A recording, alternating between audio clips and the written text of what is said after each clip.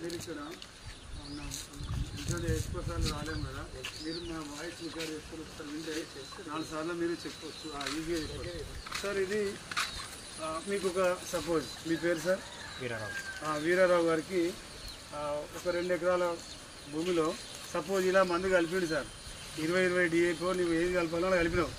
నేను వచ్చి అల్లకెళ్ళి తీసి ఒక 2 ఎకరాలకు వేస్తున్నాను. వేసే క్రమంలో సార్ ఇళ్ళనే మా అక్వా జిల్లాలో మెడిసిన్ కలపండి. ఇది అంటే ఒక్క ఇసుక రేణు 500 నీటి చుక్కల్ని ఒడిచి పట్టుకుంటుంది. అది ఎట్లా నేను చూపిస్తాను. అయితే ఇప్పుడు 2 గ్లాసుల్లో మనం సార్ నుండి ఆ మట్టిని తీసుకున్నాం సార్, ఆ మందునే తీసుకున్నాం అనుకుందాం. మీరు కలిపిల్లు మందు వేయడానికి వేరు చేసినాం.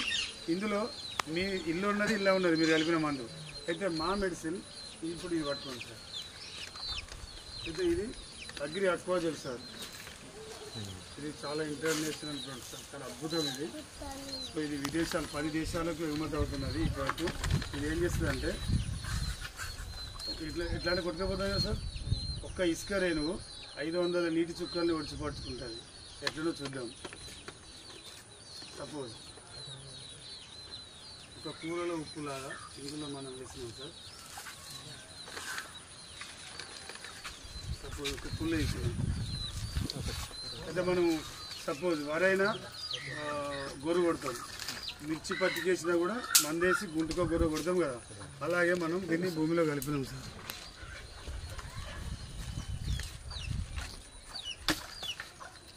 ఇందులో మనం మందు వేసినాం, మీ మందు కూడా ఉన్నది. మీరు మందు తెచ్చినా కూడా కలుపుదాం ఇంకోసారికి. మళ్ళీ యూరియా డిఏపి.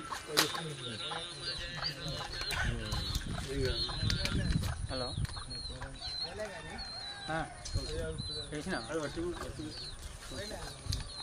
అయితే ఇప్పుడు ఇళ్ళ కూడా మందు ఉన్నది, దీన్ని కూడా మనం గొర్రె కొడతాం. మీరు వేసైతే కొడతారు కదా, ఓకే ఇది కొట్టినాం. ఇప్పుడు వాన పడుతుంది అనుకున్నాం సార్.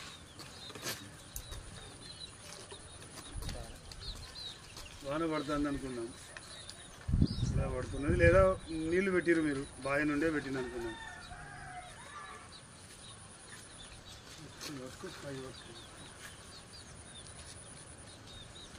ఇది పచ్చిగా ఉన్నది కదా, ఎండిన మట్టి అయితే బాగుంది. కొంచెం మట్టిగా ఎక్కువ, ఓకే నో ప్రాబ్లం. ఇప్పుడు ఇక్కడ కూడా వర్షం పడుతుంది లేదా రైతు నీళ్ళు పెట్టింది సార్.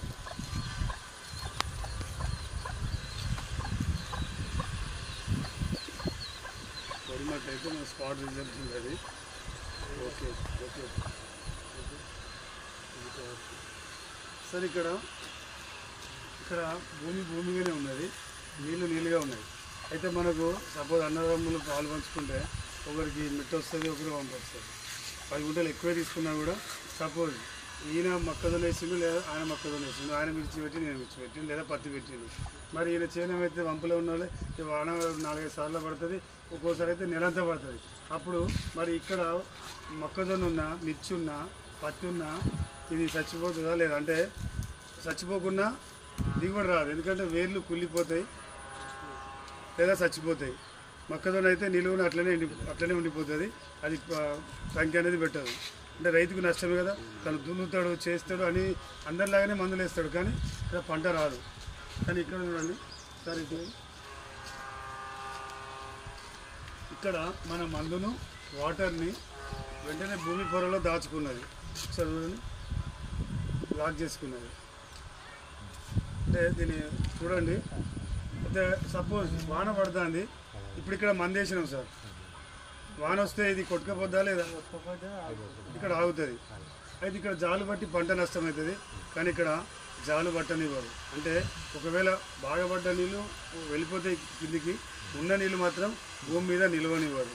దానివల్ల ఏమవుతుంది, రైతుకు పంట గ్యారంటీ కదా. మరి ఇది మేలే కదా. మరి ఒకసారి సపోర్ట్ కొట్టరా, ఇది మ్యాజిక్ కాదు, ఇది మందులో ఉన్న పవర్ ఇది. ఓకే, మరి ఉదాహరణకి మనకు నేను నాకు కింద 100 రూపాయలము చిక్కు కింద పక్కనే ఆ తూము దగ్గరనే ఉంటుంది. ఇక ఘోరం నాటేస్తాం ముందుగాల, అందరూ నాట్లు పడితే అది ఘోరాదు. వాన గట్టిగా పడ్డప్పుడు ఆ వరదంతా పైన వచ్చి మొత్తం గన్లు పడి కొట్టుకుపోతుంది.